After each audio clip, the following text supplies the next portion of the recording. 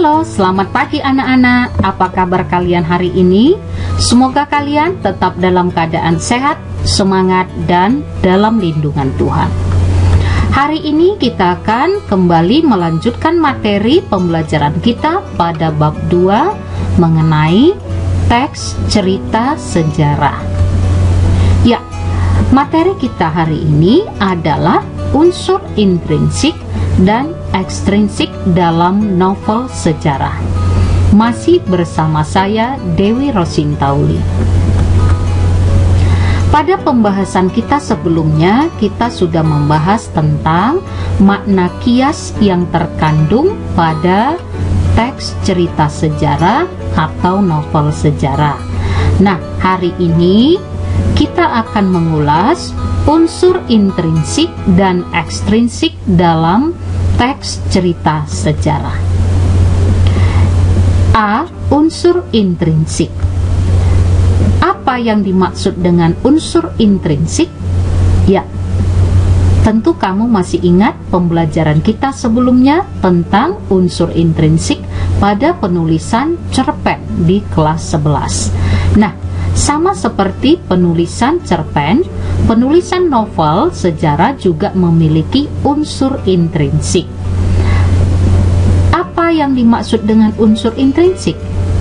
Nah, unsur intrinsik itu adalah unsur-unsur yang secara langsung membangun sebuah teks sejarah atau novel sejarah.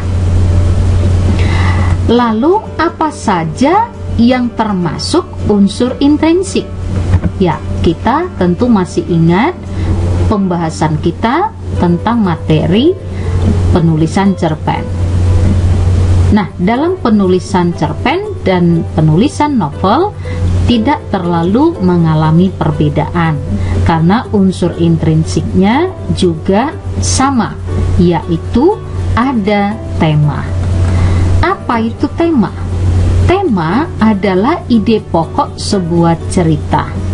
Jadi, kalau dikatakan ide pokok berarti landasan utama dari sebuah penulisan cerita. Nah, dalam menulis teks cerita sejarah, tema yang biasa ditulis adalah tokoh-tokoh agama, para pejuang, atau asal-muasal suatu tempat, atau tentang tokoh tersebut yang sebagai pejuang memiliki nilai kepahlawanan, ya. Yang kedua, ada alur atau plot. Alur atau plot merupakan unsur intrinsik teks cerita sejarah yang termasuk penting. Mengapa dikatakan penting? Karena plot adalah serangkaian peristiwa dalam cerita yang mempunyai hubungan sebab akibat. Nah, di sini nanti ada hubungan sebab akibat. Jadi rangkaian peristiwa tersebut diutarakan atau disampaikan berdasarkan rangkaian sebab akibat. Nah, alur nanti memiliki jenisnya. Apa saja yang termasuk alur yang muncul pada penulisan novel sejarah? Nah, umumnya pada penulisan novel sejarah ada 3 alurnya, yaitu ada alur maju, yaitu alur yang nantinya rangkaian peristiwa atau urutannya sesuai dengan waktu kejadian atau ceritanya bergerak ke depan atau terus dia melangkah maju, ya. Yang kedua, alur mundur. Alur mundur ini adalah kebalikan dari alur maju. Dalam rangkaian peristiwa yang dipaparkan penulis, biasanya urutannya tidak sesuai dengan urutan kejadian. Jadi, nanti dia bergerak mundur ke belakang atau kita namakan alur flashback. Yang ketiga, ada alur campuran, yaitu serangkaian peristiwa yang urutannya adalah campuran antara alur maju dan alur mundur. Nah, Alur maju dan mundur dirangkai menjadi satu cerita yang menggunakan alur campuran. Yang berikutnya, yang ketiga, kita nanti mengenal yang namanya tokoh dan penokohan. Tokoh dan penokohan dalam cerita novel sejarah ini pelukisan gambaran tentang seseorang dalam suatu cerita. Biasanya kalau dalam novel nanti ada tokoh yang kita bagi menjadi 3, yaitu tokoh protagonis, tokoh antagonis, dan tokoh tritagonis. Berdasarkan perwatakan tokohnya nanti bisa dibagi menjadi tokoh statis dan tokoh dinamis. Nah, penggambaran watak tokoh juga dapat dilukiskan secara langsung atau secara dramatik. Nah, ini pembagian dari penokohan ya.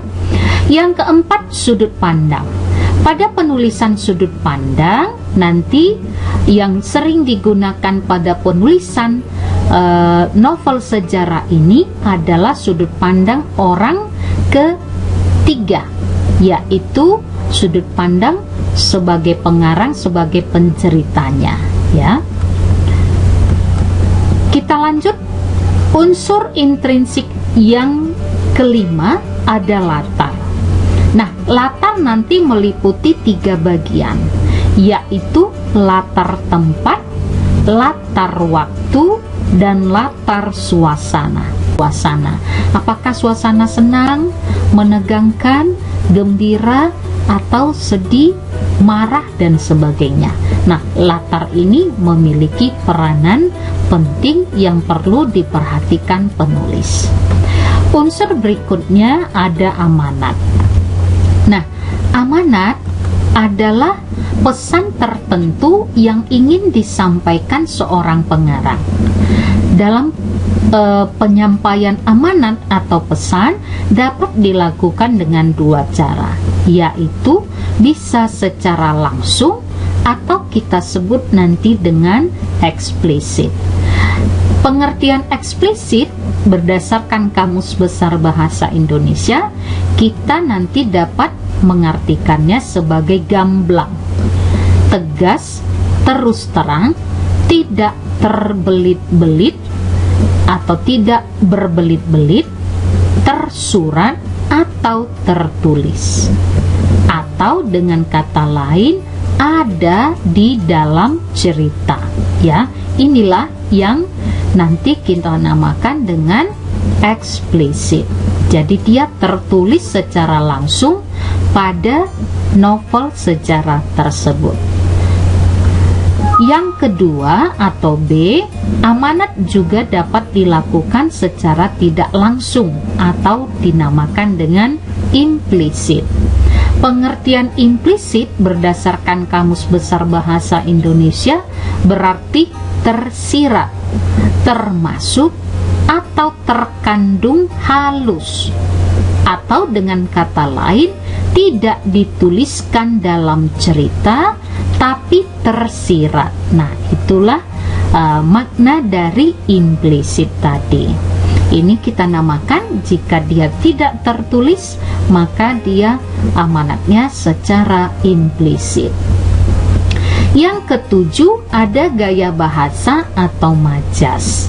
Nah, gaya bahasa atau majas yang muncul pada penulisan novel ini sudah kita bahas di pertemuan kita minggu lalu, yaitu tentang penggunaan pilihan kata yang digunakan penulis ya, diksinya, penggunaan kalimat, majas, ungkapan atau peribahasa yang digunakan si penulis. Jadi pada penulisan gaya bahasa di sini termasuk makna konotasi atau makna yang tidak sebenarnya. Ini sudah kita bahas ya di pertemuan sebelumnya. Ya, kita lanjut. Inilah yang tadi termasuk pada unsur intrinsik dari novel sejarah. Jadi dia ada 7. Nah, kita akan masuk pada unsur yang berikutnya, yaitu unsur ekstrinsik.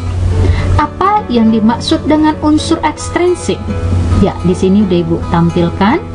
Menurut Nurgiantoro tahun 2009, unsur ekstrinsik adalah unsur yang berada di luar karya fiksi yang memengaruhi lahirnya karya, namun tidak menjadi bagian di dalam karya fiksi itu sendiri.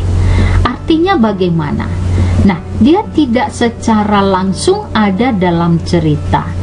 Dia hanya sebagai unsur X. Jadi unsur di luar yang mempengaruhi terbentuknya sebuah karya. Nah, apa saja yang termasuk unsur ekstrinsik? Mari kita lihat. Yang termasuk unsur ekstrinsik yang pertama adalah rekaman kebesaran, ketinggian, dan kegemilangan suatu pemerintahan. Nulis. Nah, dalam cerita teks sejarah umumnya menggambarkan kehidupan di istana atau pemerintahan, ya, yang pada masa itu kita belum merdeka. Jadi biasanya digambarkan yang berikutnya. Yang kedua, dari segi corak penceritaan, teks cerita sejarah mengandung dua corak penceritaan, yaitu yang pertama fakta sejarah dan yang kedua mitos. Nah, kalau dia dipaparkan secara fakta sejarah, maka dia haruslah berdasarkan suatu kejadian yang sudah pernah ada dan terjadi. Jadi kita misalkan menceritakan kehidupan kerajaan masa Majapahit. Nah, dalam fakta sejarah, kerajaan Majapahit itu ada di Indonesia. Maka kita juga bisa menceritakan kehidupan kerajaan pada masa zaman Majapahit tersebut. Sedangkan yang kedua bermakna mitos.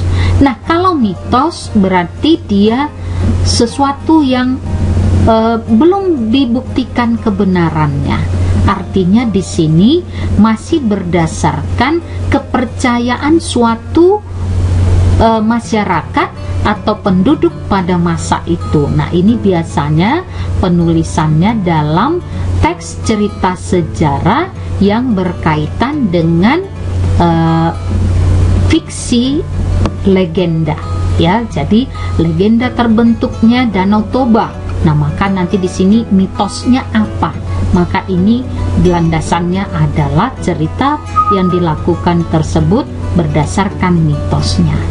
Yang ketiga, unsur bias. Apa itu unsur bias? Yaitu ciri sikap bias oleh pengarang atau penyalin terhadap suatu peristiwa yang juga merupakan ciri dari teks cerita sejarah. Jadi dibiaskan, ibaratnya cahaya ada pembiasan, ya. Jadi nanti dicerminkan seperti itu dia. Yang keempat, unsur keagamaan. Nah, unsur keagamaan dalam teks cerita sejarah ini sangat kuat karena umumnya nilai keagamaan, kepercayaan kita terhadap suatu agama ini nanti dipaparkan dalam novel tersebut. Misalnya di Indonesia banyak sejarah yang merujuk tentang perkembangan agama, ya, seperti tadi. Kalau kita unsur yang kelima yaitu unsur politis. Dalam cerita sejarah unsur politis ini juga sangat kuat, ya. Ada konflik tentang perebutan kekuasaan atau daerah kekuasaan yang berhubungan dengan politik tertentu pada masa itu, baik dia di kerajaan atau di pemerintahan. Yang keenam, unsur ekonomi. Nah, pada unsur ekonomi, teks sejarah biasanya menceritakan kehidupan perekonomian pada masa itu, ya. Misalnya banyak penduduk yang masih berdagang, kemudian banyak penduduk yang menjadi nelayan, atau sebagai petani, karena pada umumnya cerita novel sejarah ini menggambarkan kehidupan zaman dahulu. Nah, yang terakhir unsur ekstrinsiknya adalah unsur sosial. Nah, pada unsur sosial dalam cerita sejarah biasanya terdapat jenjang sosial. Misalnya antara kehidupan para raja di sini ya dan rakyat. Ini kalau kehidupannya di istana. Ya, inilah unsur ekstrinsik dan unsur intrinsik yang bisa kita pelajari pada pagi hari ini.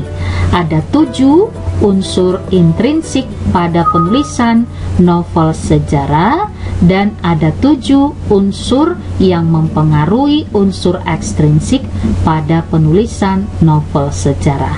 Kiranya dengan pertemuan ini kita dapat lebih memahami tentang penulisan novel sejarah. Demikian pembahasan kita pada pagi hari ini. Sampai jumpa lagi. Salam sehat. Terima kasih.